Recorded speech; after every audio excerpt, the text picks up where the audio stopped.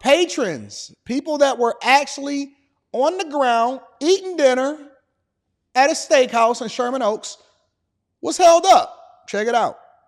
Developing news here of violent robbery sparking chaos at a celebrity hotspot in the San Fernando Valley. KTLA's Gene Kang live outside of a popular Sherman Oaks steakhouse where this all went down last night. Gene, good morning. Good morning, Frank and Jessica. Well, this morning police say unfortunately the gunman got away, but witnesses are saying that two victims were held at gunpoint right outside of this popular steakhouse here in Sherman Oaks. It caused total chaos. Take a look. Right here, right in the middle of the street. Be honest, I don't know if you got a gun or you got to use a gun or a prop gun. Use a gun. Panicked patrons in Sherman Oaks talking to LAPD officers outside of the Boulevard restaurant. Witnesses say two victims, a man and a woman, were allegedly robbed at gunpoint just outside the restaurant.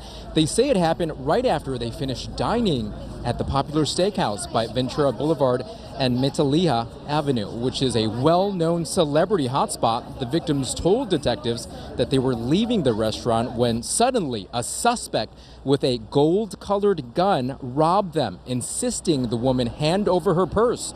Soon the couple ran back into the restaurant, causing chaos as customers and restaurant workers reportedly ran out the back door. That was around 9:30 last night. A police helicopter and LAPD patrol units searched for that gunman. Unfortunately, he ran off. Witnesses told police they heard gunshots. After further investigation, they found no evidence of gunfire, and the suspect stole a cell phone from a victim, which was later found near the scene. Now back out here live, I'm talking to folks who work and live in this area of Sherman Oaks. In fact, this is Dave Parker. Dave, if you can join us here. Good morning. Thank you so much for talking to us. You were just getting your laundry at the laundromat next door. Yes, I come here quite often, and I know about the Boulevard Steakhouse. It's a brand new spot, very glamorous joint, and it was scary when I got the citizen alert last night about 9:30 on 9/11. Now y'all know when y'all start robbing these good rich folk and where these celebrity hotspots are and stuff like that, that's gonna cause a frenzy. First of all, who is this Lord of War that is walking around with gold guns and robbing each other? So either this is a high-end robber or this is a toy gun. Either way, walking around with a toy gun is wild. A gold gun is wild. The only time that I've ever heard of a gold gun was when Nicolas Cage was in The Lord of War, and he was like, "Can you get me the gun of Rambo?" And he was sitting up there, the Africans, and they was in Sierra Leone, and he had the guns like that. He had the guns, and he had the AK-47, and it was gold-plated. It's the only time that I've ever heard of a gold gun. You know what I'm saying? So, you know when these rich folks start getting robbed that it's going to be a problem? Yeah, I told y'all, I warned y'all that it was going to be spreading wide, far, near, and wide, everywhere. It's going to be spreading. It's coming to a neighborhood near you.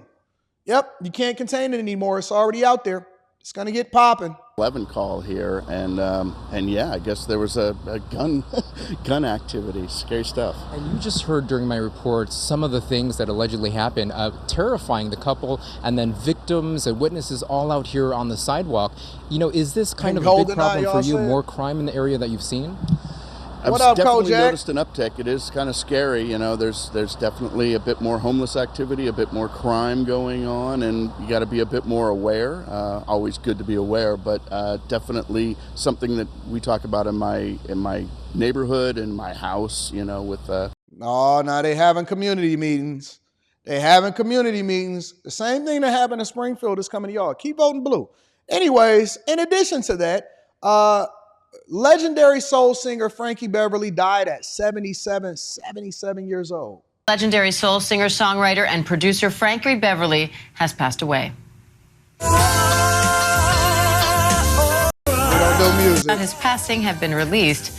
Frankie Beverly was 77 years old. Let's bring in ABC News contributor Kelly Carter now for a little bit more. Kelly, Frankie Beverly was a musical icon here. So what legacy does he leave behind? Man, he leaves a big one. I think probably primarily it's one of joy and happiness. You know, just his live concerts were really like a soulful musical revival. And just about everyone talking about his passing today is remembering the good times that they had when they saw him perform. And I have to say, if you never were able to see Frankie Beverly and Maze perform, usually in the summertime at an outdoor concert, you definitely missed out on an experience. I mean, just so much fun, happy music, and really just this reminder of why it's important to celebrate life and have a good time. Now, Beverly's family released a statement saying, in part, he lived for his music, family, and friends. And Kelly, his music's been a staple in many homes for generations. So how are people reacting to his death now? I mean, look, it's been a staple in many homes, but in particular in the Black community, it is the source of celebration. There is probably not a wedding or a graduation or a family reunion experience that you go to in the Black community that does not play Before I Let Go. Like, it's almost against the rules, I think. And so today what you're finding is people like Kelly Rowland from Destiny's Child and Michael Eric Dyson really tweeting out and talking about that kind of shared experience, that shared cultural experience and contribution that his music gave to, our biggest celebratory moments in life. And that is true. Is very rare in Black or white, but especially in Black households, it's very rare to go to an event and not hear Frankie Beverly and Maze played. And it's almost like, I don't know about y'all cities, but they come and visit Detroit at least 2 or 3 times a year. And he basically toured until the time that he passed away. I think that the last Frankie Beverly and Maze time that they toured was actually this year. And so a lot of people, I had seen it online where people were kind of going back and forth about, they had seen him online and he was still kind of singing and he said that he was going to still tour and stuff. And people was giving him a little bit of a hard time. And then other people was like, hey man, age reaches all of us and it's just a part of it. And it's a lot of people that's passed away. And so every year we're getting to the point to where a lot of our legends and the people, both young and old, unfortunately in the rap industry, they tend to die a little bit younger, but young and old is people that pass away every single year. So it's almost like, man, who's going to pass away next year?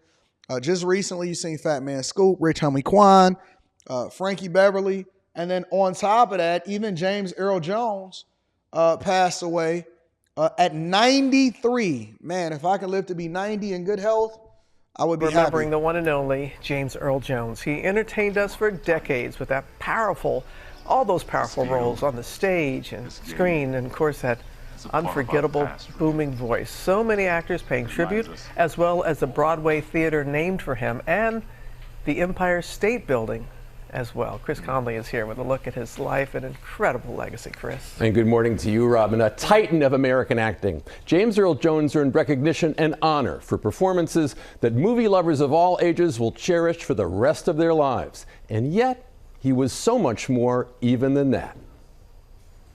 I am your father.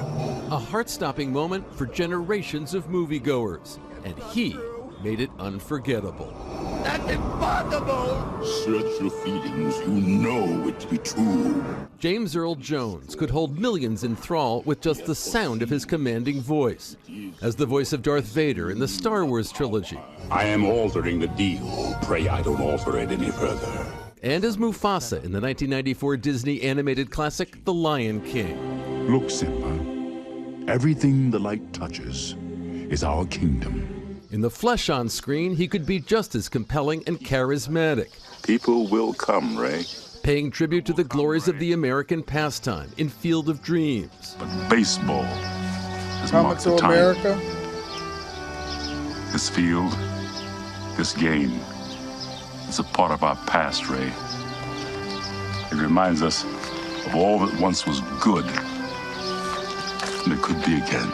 For decades as an actor, he'd used that mighty voice and stature in comedies as well as dramas, taking on a variety of roles in film and TV. As the imposing Thulsa Doom, battling with Arnold Schwarzenegger in Conan the Barbarian. Ain't it tripped out to see them when they were younger? It's so crazy because a lot of times we only remember them for their greatest works, and for them to be older, it's a lot of people that's aging. It's a lot of people that's getting older, man. And it's kind of sad to say, but then it's also a celebration because You got to think about it. And Conan the Barbarian, I actually watched that when I was younger growing up. You got to think about it. You know, you look at a lot of these actors, the Sylvester Stallones and what's my man? God, Driving Miss Daisy. I don't know. It's slipping my mind right now. But a lot of our favorite actors, they getting older, man, and they aging, and they holding on as long as they can. But to think that he lived to be 93 years old is actually a blessing. Thank God he didn't die from a drug overdose. Thank God he didn't die for, something wild. But he just, old age, 93 years old, phenomenal life. Rest in peace to James Earl Jones. Rest in peace to Frankie Beverly and Mays. Or not Mays, but Frankie Beverly. Yeah, man. Long lives. We all want long lives and happiness and to be leaving a decent legacy instead of what it is that we're about to talk about next. Last but not least, Diddy is sued by Dawn Richards. Check it out. Rapper and record producer Sean Diddy Combs was hit with a new lawsuit alleging sexual abuse on Wednesday. Morgan Freeman, Former Bad Boy Records singer Dawn Bruce Richards Willis is suing Combs for sexual assault, battery, sex trafficking, and gender discrimination. Richard filed the suit in New York and is also suing former Bad Boy CEO Harv Pierre. The singer met Combs during her 2004 audition for Making the Band, where she claims he began showing inappropriate behavior. She was in the girl group Danity Kane and the R&B trio Diddy Dirty Money with Combs and Kalina Harper. Richard alleges in the suit that Combs groped her, was physically violent, and threatened her life while trapping her in a car. The suit also claims she saw Combs abuse his ex-girlfriend, R&B singer Cassandra. Did she say Combs groped her? Ventura, who settled a lawsuit with Combs last year over abuse and rape allegations. Combs' attorney Erica Wu said in a statement that the rapper is ready to prove Richard's claims are false in court.